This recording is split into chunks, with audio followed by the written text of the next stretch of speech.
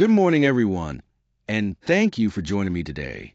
We'll be exploring the impact of government controls on the real estate market.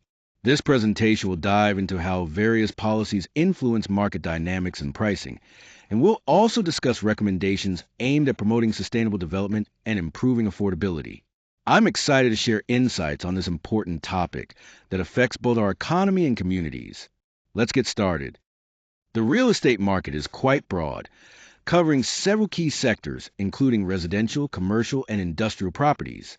Each of these areas plays a vital role in the overall market landscape. This market is also hugely important to the global economy, with investments reaching into the trillions of dollars, which highlights just how impactful real estate is worldwide. Right now, we're seeing some clear trends shaping the market. Urbanization is on the rise. More people are moving to cities. And alongside that, there's a growing need for affordable housing options. At the same time, technology is making a significant impact. Online platforms are transforming how properties are bought, sold, and managed, making the process more efficient and accessible.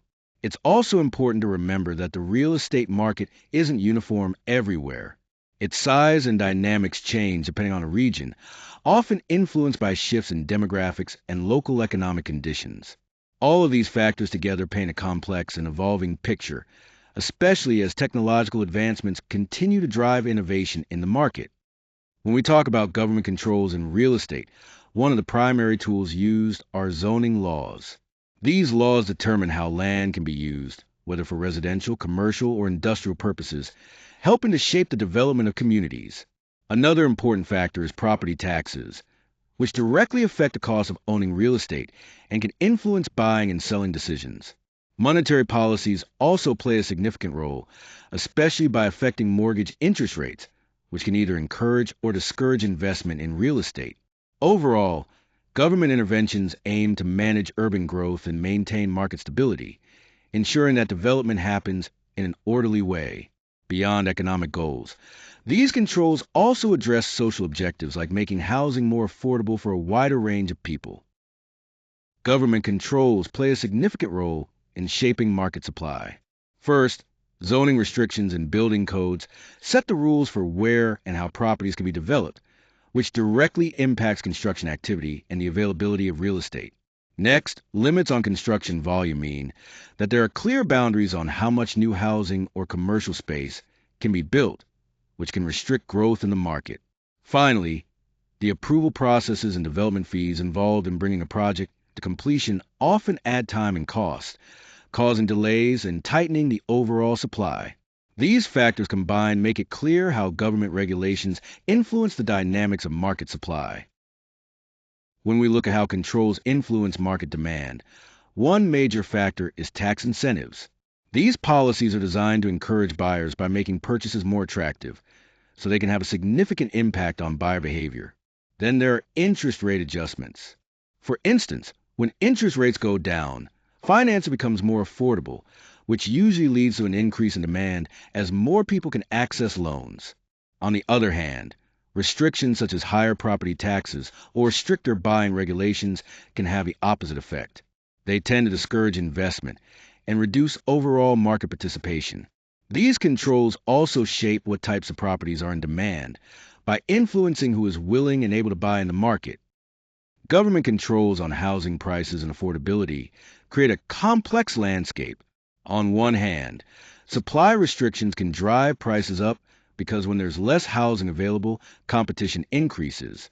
On the other hand, subsidies play a crucial role by lowering costs for specific groups, helping to make housing more accessible. Additionally, interest rate policies directly impact mortgage costs, which in turn affect how much buyers can afford. All these factors interact in ways that shape the overall housing market and affordability. Here, we see three regional examples of how governments intervene in housing markets. First, in City A, strict zoning laws have been put in place. While these laws are meant to organize development, they've actually slowed down housing construction. This slowdown has caused prices to rise and limited the availability of rental homes, making it harder for people to find affordable places to live. Next, in Region B, the government takes a more proactive approach by offering tax incentives. These incentives encourage developers to build affordable housing projects, which helps increase the supply specifically aimed at low-income residents. This strategy helps make housing more accessible to those who need it most. Finally, countries see use as a financial tool, adjusting interest rates frequently. By raising or lowering rates, the government tries to control housing demand. When demand gets too high, they might raise rates to cool the market and prevent a bubble. If demand drops too much, lowering rates can stimulate activity. This balancing act aims to avoid extreme market fluctuations and keep the housing sector stable. Here, we see how different regulatory environments impact market dynamics. First, markets that have rigid zoning laws and lengthy permitting processes often face slower supply growth. This bottleneck limits new development, which in turn drives prices higher due to limited availability. On the other hand, regions that adopt more flexible tax policies and streamlined regulations tend to encourage more active construction. This increased development activity helps improve housing affordability by expanding supply more efficiently. So, the key takeaway is that regulatory flexibility plays a crucial role in shaping how responsive markets are to demand changes. Looking ahead, government involvement will play a significant role in shaping the real estate market. We can expect price growth to be more moderate as there is a stronger emphasis on sustainable development and programs aimed at making housing more affordable. Speaking of sustainability, this shift towards greener, more affordable housing options is set to become a major factor influencing market trends. Additionally, urban densification policies will have a big impact, guiding how new housing supply is developed in cities, often focusing on building upward rather than outward to make better use of limited space. Lastly, monetary policy changes, such as interest rate adjustments, will continue to affect how easily buyers can access financing and how investment flows move within the market. All of these elements together will shape the real estate landscape in the years to come. When it comes to policy recommendations, there are four key areas to focus on. First, streamlined permitting is essential. By simplifying the permitting process, we can encourage market growth and increase housing supply, all while maintaining necessary standards. Next, optimizing tax structures plays a crucial role. Well-designed tax policies can support affordable housing initiatives without sacrificing government revenue. Third, transparent and adaptable interest rate policies are important for stabilizing demand in the housing market, helping to create a more predictable environment. Finally, fostering strong collaboration between public and private sectors is vital. By working together, these partners can ensure development projects align with broader community needs and goals.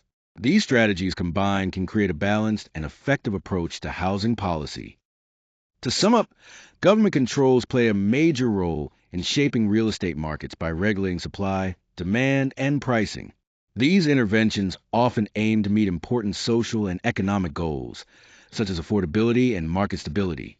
However, they can sometimes lead to inefficiencies that disrupt the natural market dynamics.